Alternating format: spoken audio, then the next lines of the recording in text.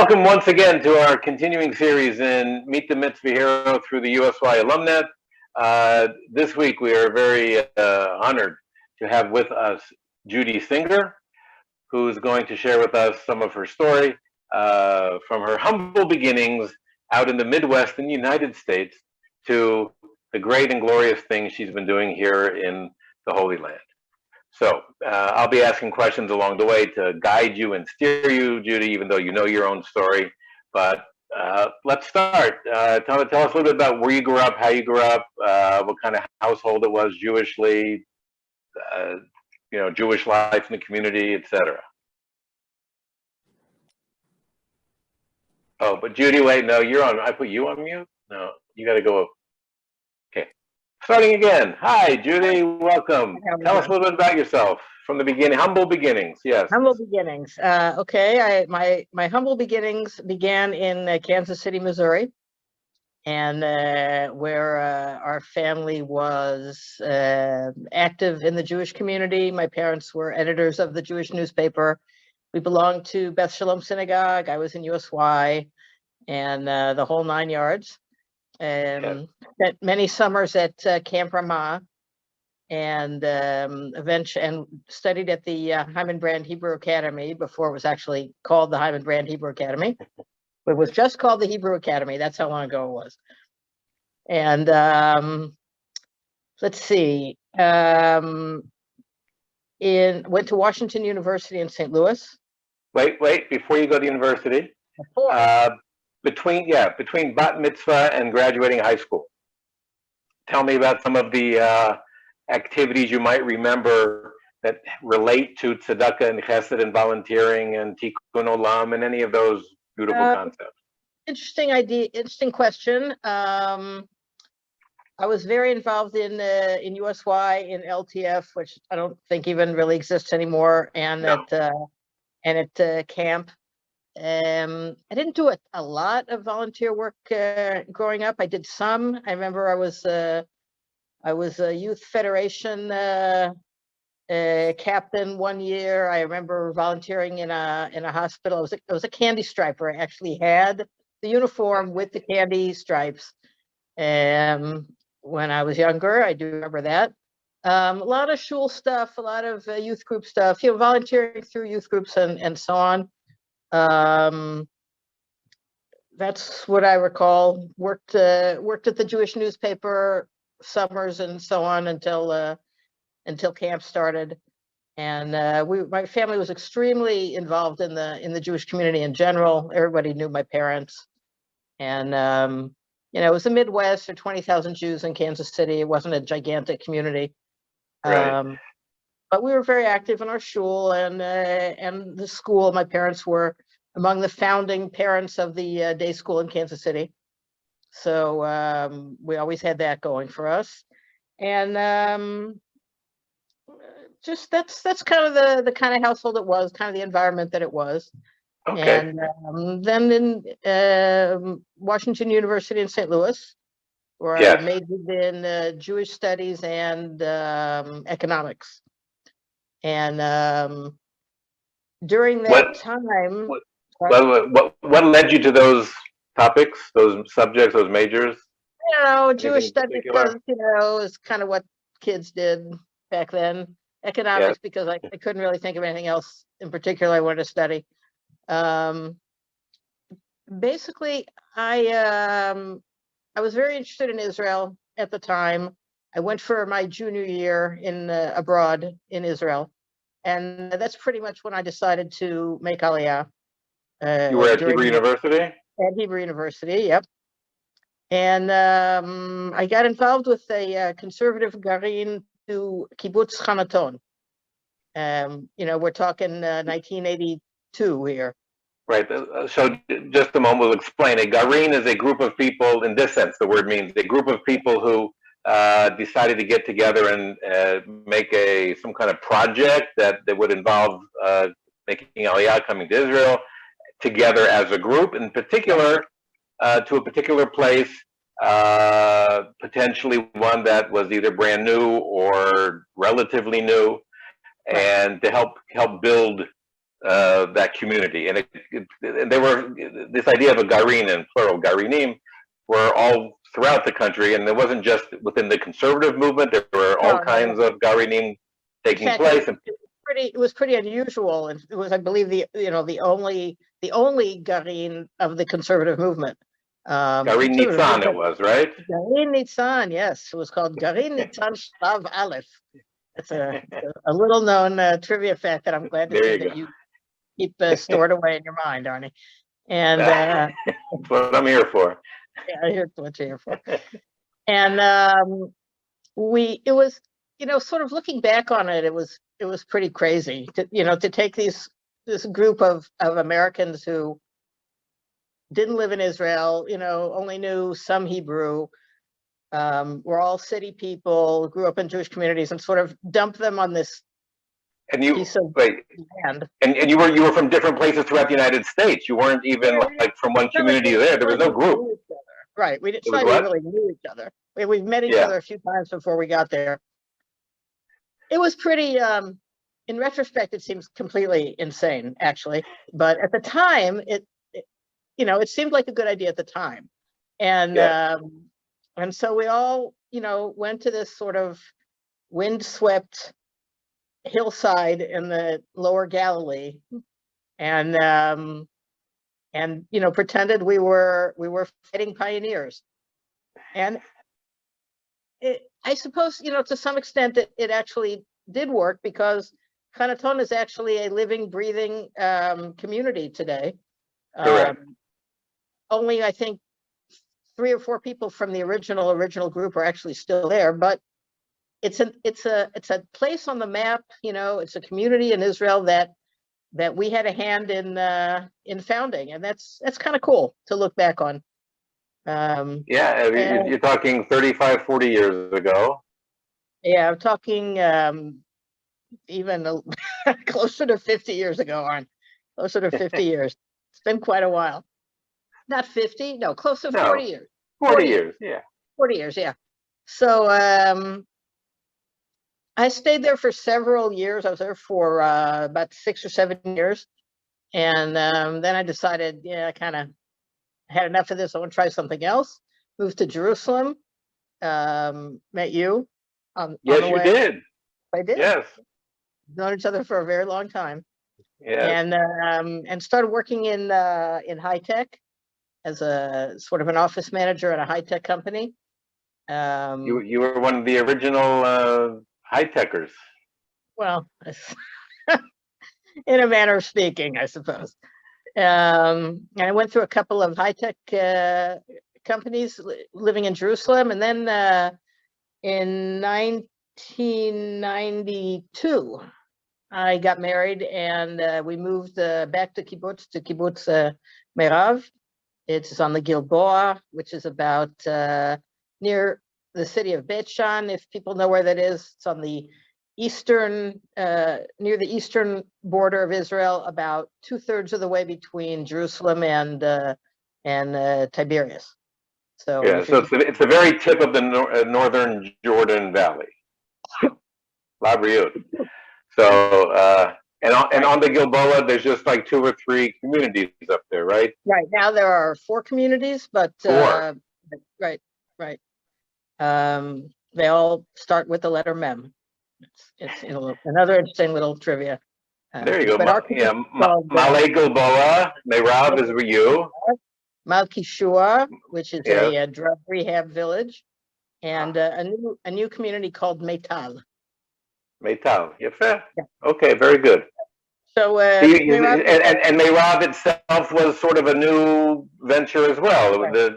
Right. Merav was about 10 years old when we got there. Now we're starting our 40th year, so that's the time frame. Merav is a privatized kibbutz, national religious, a lot of Bnei Akiva people here, and it's a very nice place to live. It's a nice community, and we're very, very happy that we live here. So along the way, I volunteered in various times in various organizations. Volunteered for a while for quite a while in an organization called Table to Table, which is Yeah, today called Leket, right. which is a food rescue organization, which I really enjoyed being involved with that. You were And involved in that in terms of your area of the country. It wasn't where they are on the other side of right. town, No, but rather we where would you do were. right. We would do it up here, or collecting food from various event halls, and a lot of it has to do with agriculture. Right. Leket does a lot of agricultural based food rescue. In other words, if there's a field of watermelons where the farmer decides that it isn't worth the prices are too low, and the farmer decides he doesn't want to harvest the watermelons, then they can come in and pick the watermelons with volunteers, and they go to food pantries and so on around Right. the country. It's a And great so your site, yeah, yeah. But so the whole greater, let's call it greater Beit Sha'an area, you've got plenty of fields, and you've got sadly, plenty of poor people. Beit Sha'an is a development town, and all the towns around it, so people in need. that's a great project. It's my second favorite nonprofit today. Yes. Actually, it's sort of it's strangely connected to what I do now in a way that I can explain later on after we talk about Matnat Chaim. Okay. But at some point, I always say that I got involved with Matnat Chaim because of sort of a midlife crisis. And I just, everything was fine. I'm married. I have 3 kids. I live in this nice community. I have work. Everybody's healthy, thank God. But I just sort of felt like something was missing. So Okay. at some point, I decided to stop the kind of work I was doing, which was like factory administration, and go to work in a nonprofit.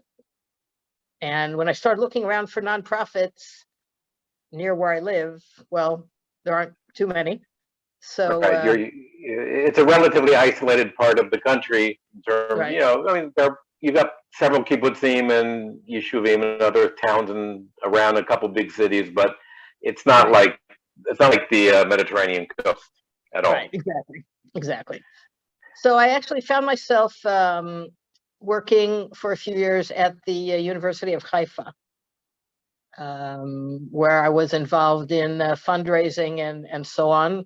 And it was like raising funds for scholarships and for laboratories and for higher education in general. And it was better than, as far as my satisfaction level, it was better than helping someone sell oil filters, which is what I'd been doing previously, which was a fine job, but not terribly rewarding.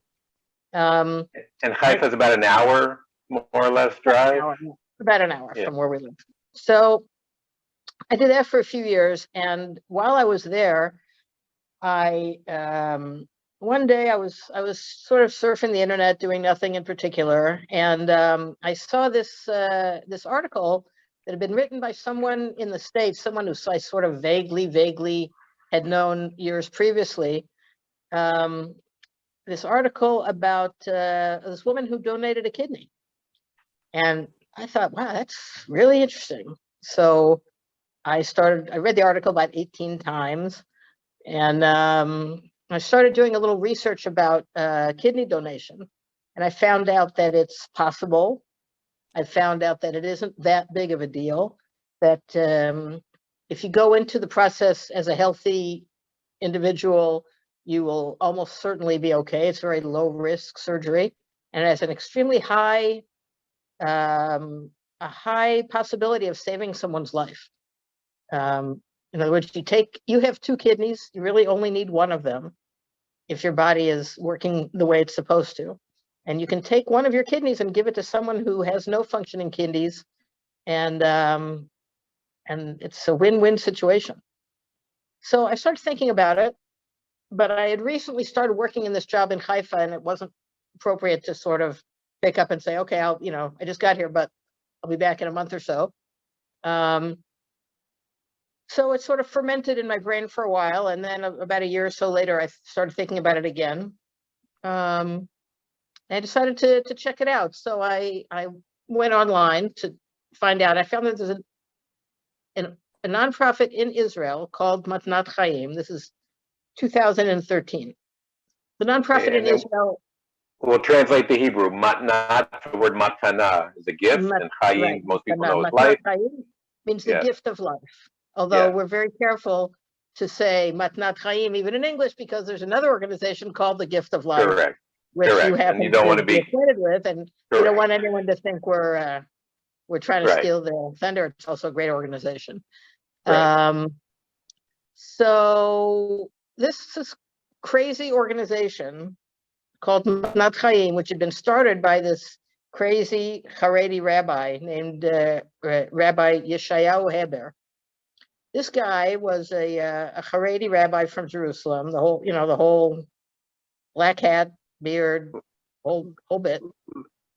Look, feel, and touch of a Haredi rabbi. Yeah, definitely. And he had actually become ill with kidney disease a few years before, and he had himself been saved by a kidney donation from someone he knew.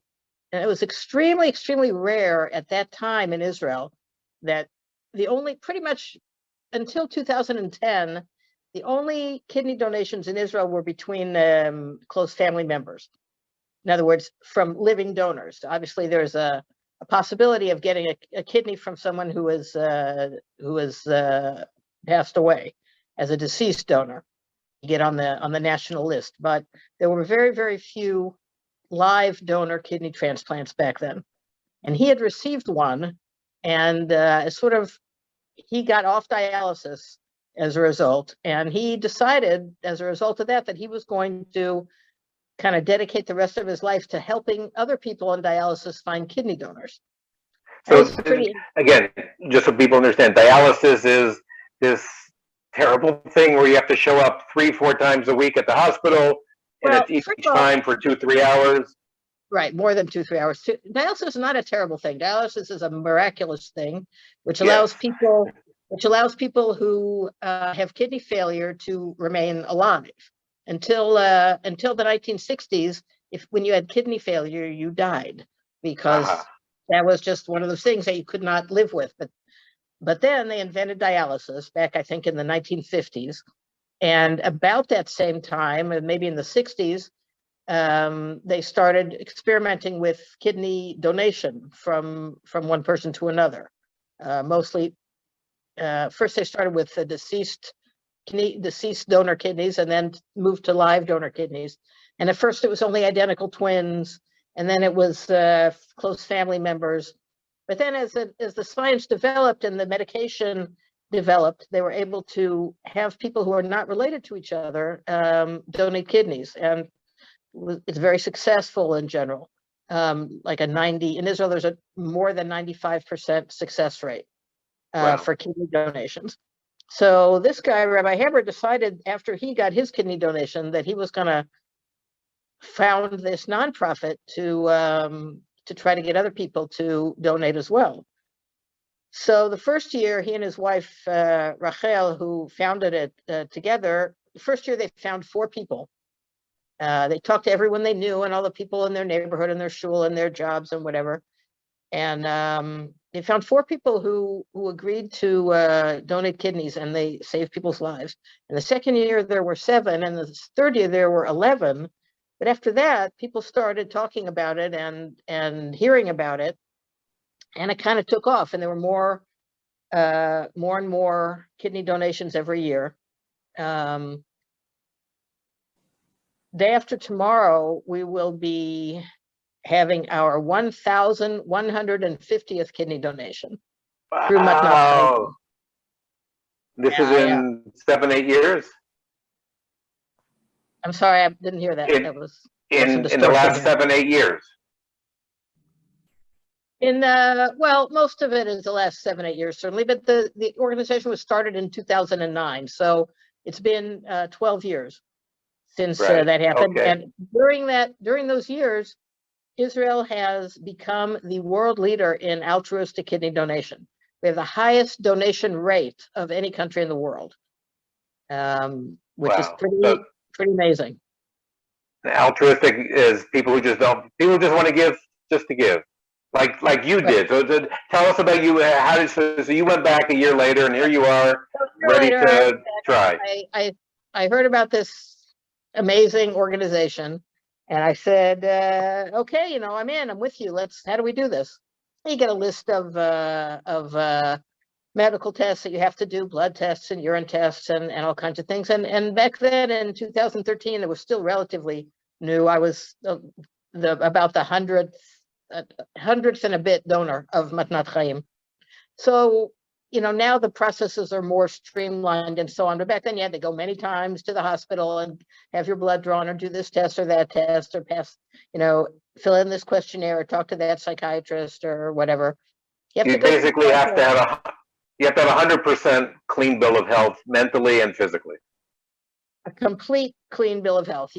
Many people, in fact, want to donate kidneys and are not physically able to do so, because if you're not in the 97th percentile of everything, they just say, don't do it. We're not interested in taking any risks with the health of a healthy donor. Just because Right. you want to help somebody doesn't mean we're going to let you do this elective surgery, unless we're very certain that you're going to be okay afterwards. Okay. And actually, that it can be kind of frustrating for donors, certainly people who are rejected or disqualified, and also people who sort of want to move things along, and it takes longer than they think. Usually it takes about a half a year of testing and procedures and so on. I mean, you're obviously not Right. dealing with it for all that, for every day, but a day every couple of weeks and so on, and talking and sending results and things like that. So you have to be very healthy, and you have to have a lot of patience, and you have to really want to do it, basically. But once people understand that kidney donation is safe, that it's about as dangerous as driving on a highway, which is not completely safe, but it's a thing that Right. but it's a thing that people do all the time, Correct. because we take risks in our lives. We just take sensible risks, and Correct. people who donate kidneys decide that this is a sensible risk, that it's a low risk surgery, and it has a very high rate of success. And the idea that an ordinary person who isn't a doctor or a fireman or a surgeon or a soldier can kind of save someone's life is it's a thing. It's a real Yes. it's an incredibly satisfying thing, and Very that's the powerful. reason. Very powerful, very empowering. Empowering. Yes. Yeah, and you know, volunteering is basically people do it because it makes them feel good, and volunteering in an extraordinary way makes you feel extraordinarily good, and that's kind of what this is, I think. And I know hundreds of. Today I work at Matnat Chaim, and I know hundreds of kidney donors, and nearly all of them say, "Wow, I wish I could do that again." Wow. It's not So for everyone, but right. So tell us a little bit more. So you went through all the procedure. You got I went approved, and through all the and procedure. I got approved, and I was admitted to Rambam Hospital. I was matched up with a woman named Rina from Haifa, whom did I you didn't know her at know. the time? I did not know her at the time. I met her one time, sort of during the process, and then we met each other again at the hospital. She had been ill with kidney disease for about 10 years, and Wow. was very low. She was having a very difficult time, and to see someone like Rena before the surgery and then after, it's worth everything. Um, About how old is she? she's Or about a little was? bit young. She's about a little bit younger than me, about the same age as Okay. me, and now we're very close today. Wow. We're in contact all the time. She sends me at least a message every Friday. Last week they had their first grandchild, and that Oh, was Mazal very Tov. exciting. And just I never thought I would live to see this kind of thing, and Right. it's it's very, very powerful stuff. You gave her a new lease on life. I guess that I did. Yeah, I helped her out. And so going through all of this, it's this amazing story as well with her and with you and what you went through. But then somehow the organization meant something to you as well. Right. Well, it's it kind of gets into your bloodstream. And many people who donate kidneys end up volunteering for Matnat Chaim afterwards, which I did as well. I volunteered for a couple of years. And then Rabbi Haber asked me if I would be interested in joining the staff. And I said, yeah, that's what I want to do. Turns out that's what I wanted to do. There you go. And yeah. And that was, wow, about nearly 7 years ago. So I've been ever since. And today I'm a vice president of Matnat Chaim. And we're setting new records all the time. Unfortunately, we had a terrible tragedy last spring when it turns out that kidney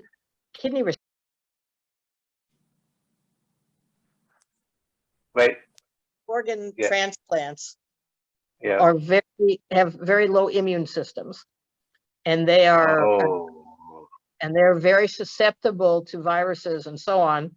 And many of them, unfortunately, passed away during the pandemic. And Rabbi Haber himself was one of the unfortunate ones who didn't make it. And another problem is that many of the kidney recipients, not only do they have low immune systems, but the first two vaccines did not work for most of them.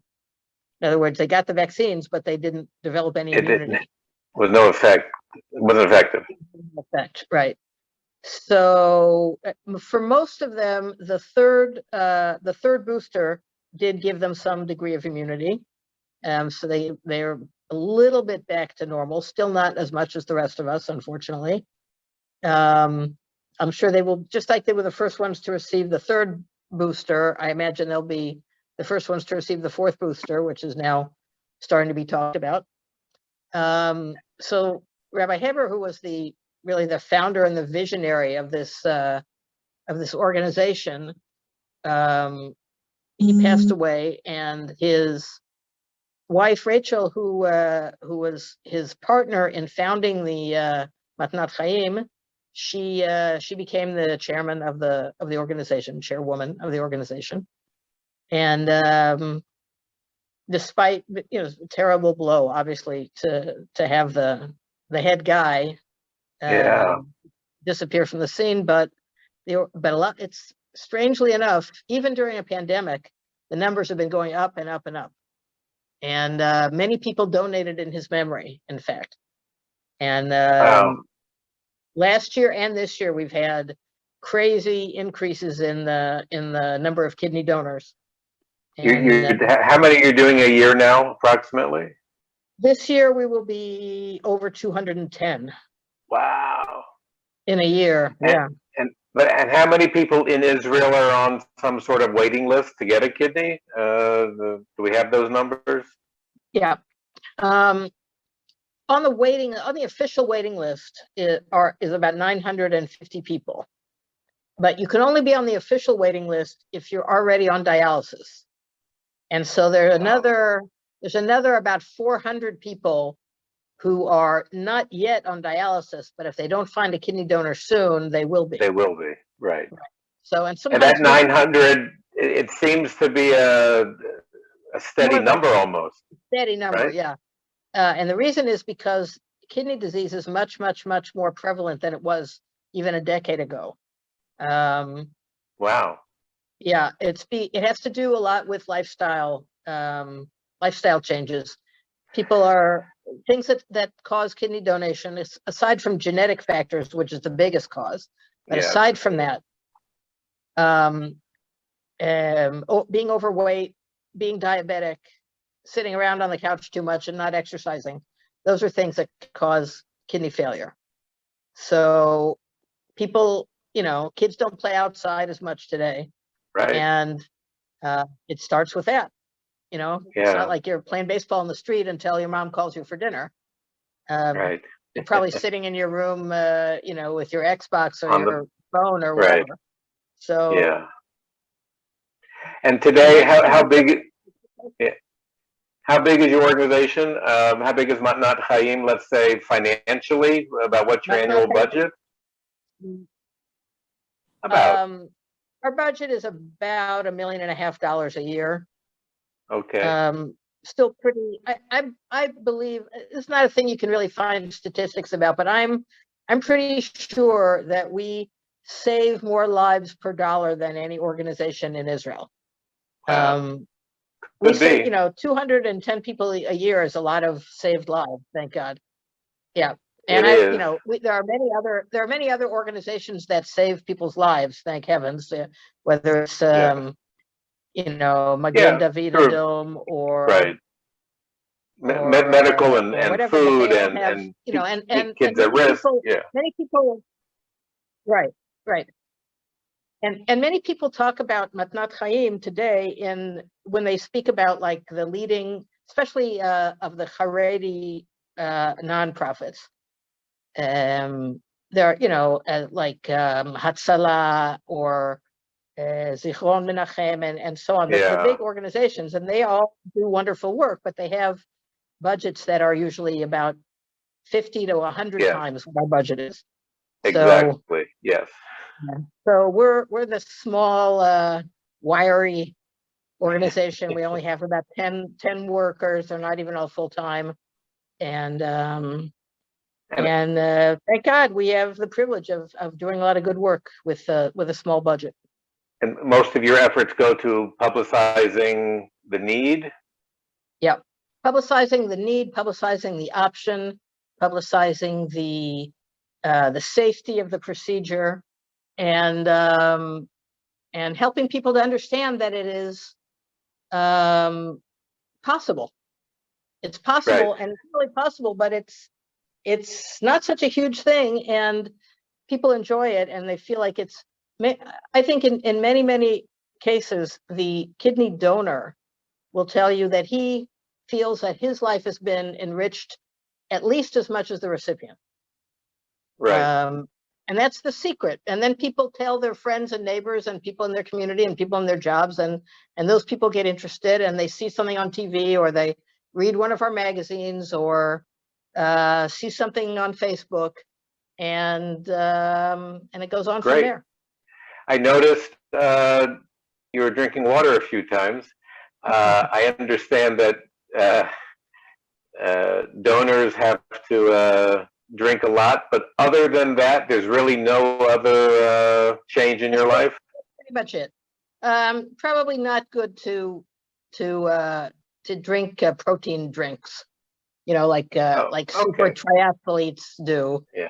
But as long as you don't get dehydrated and you keep your weight at a good level, you're going to almost certainly be okay. That's great. That's why they do so many tests before the kidney donation to make sure that people stay healthy afterwards. And they've got it down to a pretty exact science here in Israel, because they do so many transplants here that they've gotten very good at them. Are they all done at one hospital here?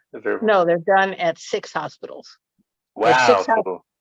6 hospitals in Israel do kidney transplants, although Beilinson and Petach Tikva does more than half. So they're the biggest, and everybody else is smaller. They're also in the center where I assume a lot of people are as well. So. Right. Yeah. Okay. Is there anything else you want to share? What else would you like to talk about? Let's see. Yeah, right. Is there anything else you want to share about the organization or related to it? What do you need most?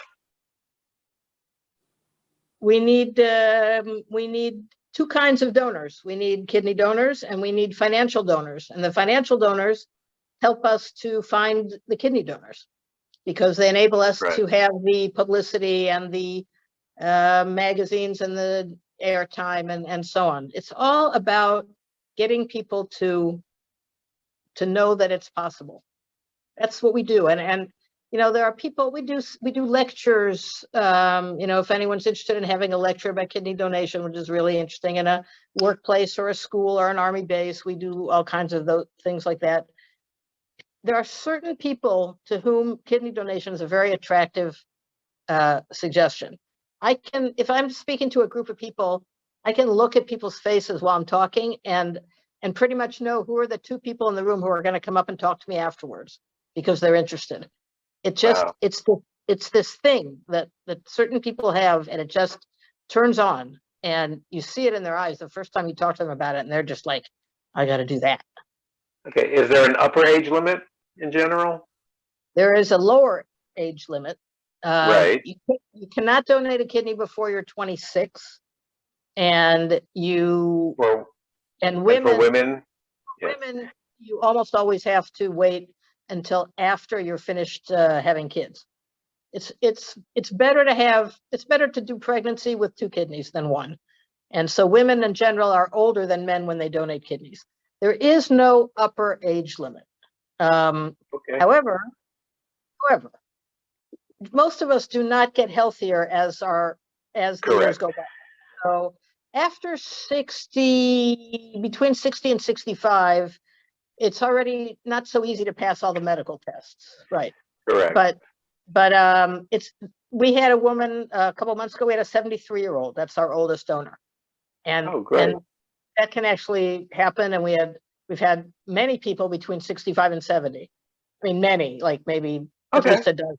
Yeah. So Right. so there's no upper age limit, but you do have to be very, very healthy in order not to endanger your own health.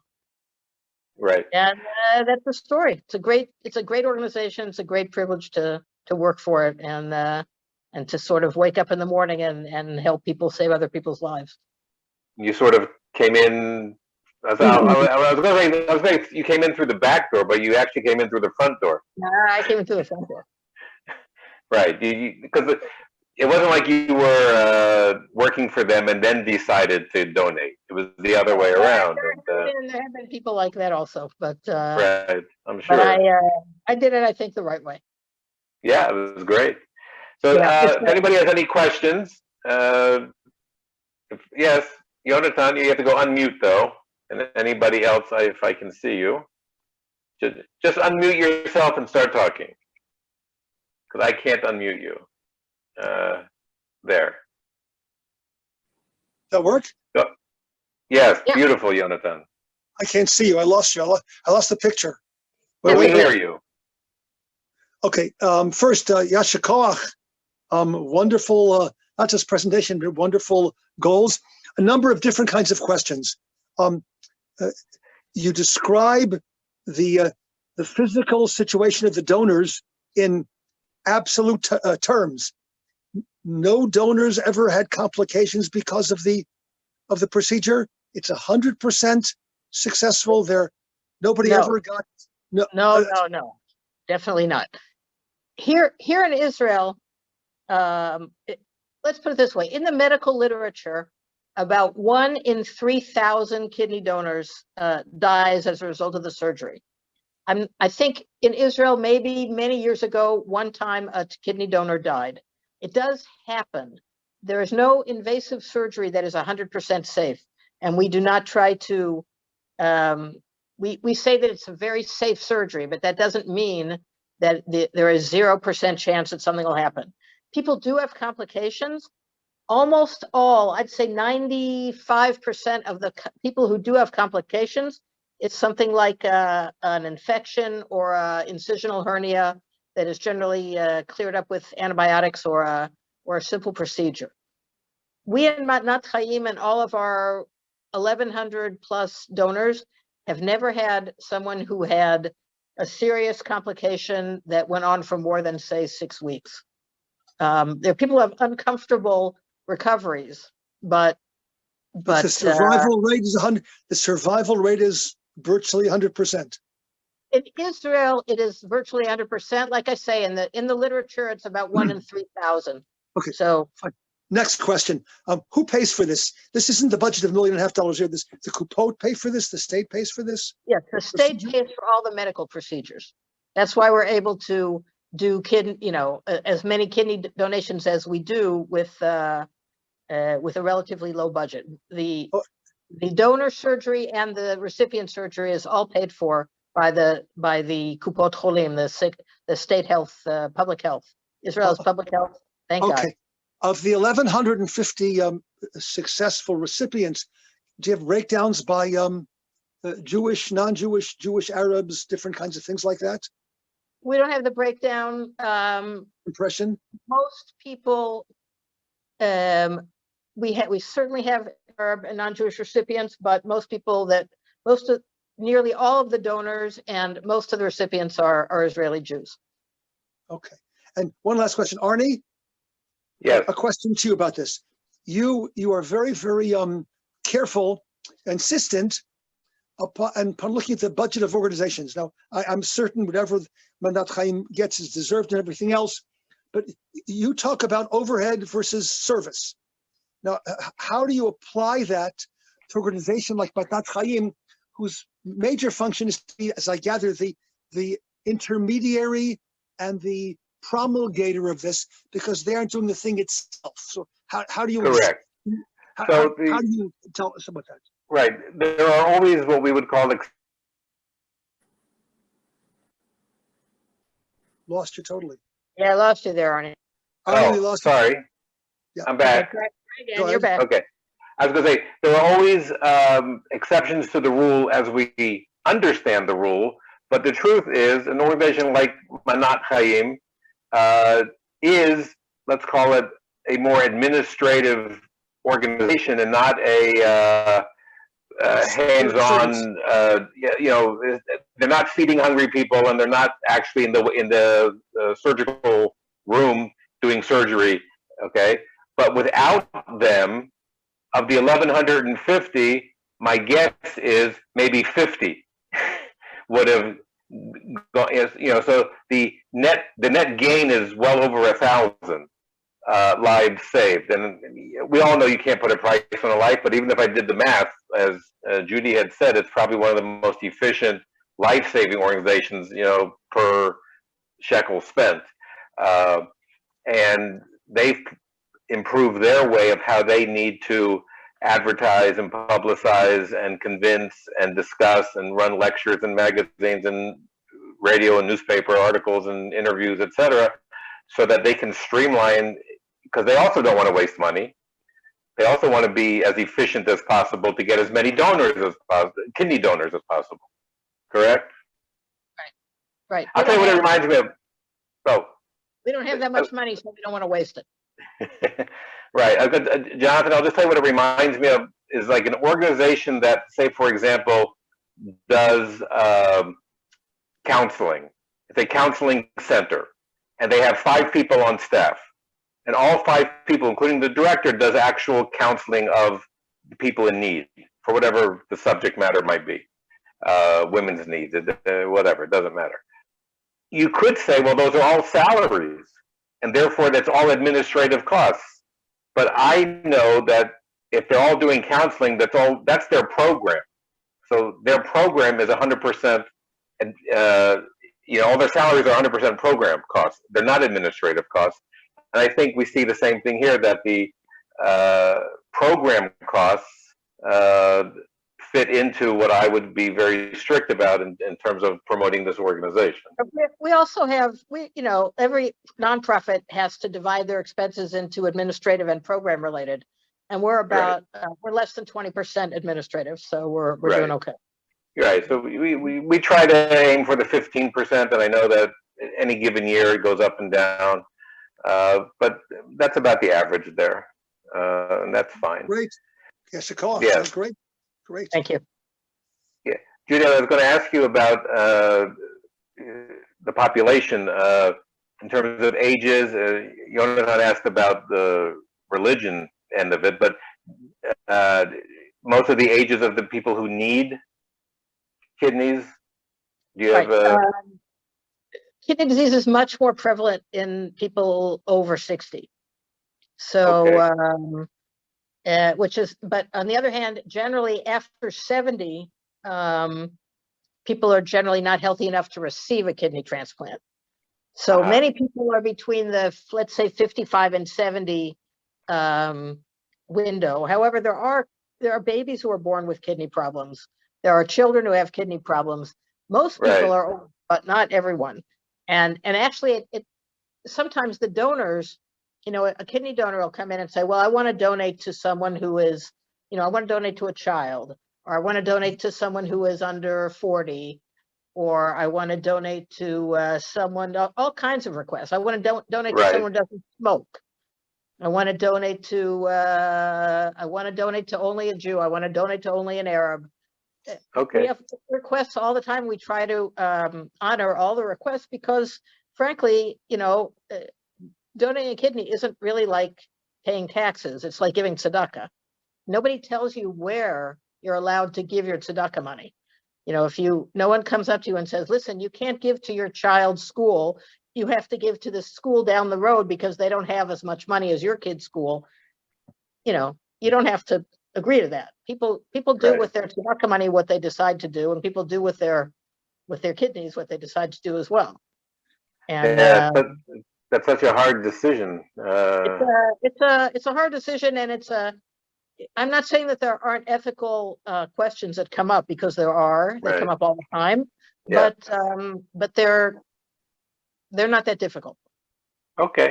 And one other interesting fact for our people, which I love bringing up when I speak with you: what country in the world is the most successful at lowering the number of people who are on the waiting list for kidneys? It's I'm not even sure if this is true anymore, but at least up until 3 years ago, it was Iran. And why would Iran have like almost virtually nobody on the waiting list for kidney disease, for kidney donation? I'm glad you asked that question, Arnie. The reason is that in Iran, people are allowed to receive money for kidneys. It's the only country in the world where kidney donation is allowed. People are allowed to receive money for donating their kidneys, and it's regulated by the government and so on. So it's not like it goes to the highest bidder, but organ trafficking, as it's called, is against the law in every country in the world except for Iran. And Iran is the only country in the world that pretty much that doesn't have a waiting list, or has a very low waiting list. So that's another ethical question to ponder. Right, exactly. It's fascinating, fascinating. It's very interesting. Good stuff. If it's government regulated, so then at least there's some controls involved. Correct. And I know when people donate blood, there are places in the world where you get paid to donate a pint of blood. Listen, in Israel, for instance, it's okay to get paid for being a surrogate, a pregnancy surrogate. Right. It's not completely clear why that's okay, and getting money for a kidney isn't okay. But there's all kinds of ethical questions. All right. When you run for Knesset, we'll let you make some changes if you want to. No, thank you, though. Nice for you to ask. Nice for you to ask. I think I'm going to skip that. Okay. Yes. Okay. Anybody else have any other questions? We'll say thank you to Judy Singer and Matnat Chaim, the kidney organization. Your website address is www.kilya.org.il.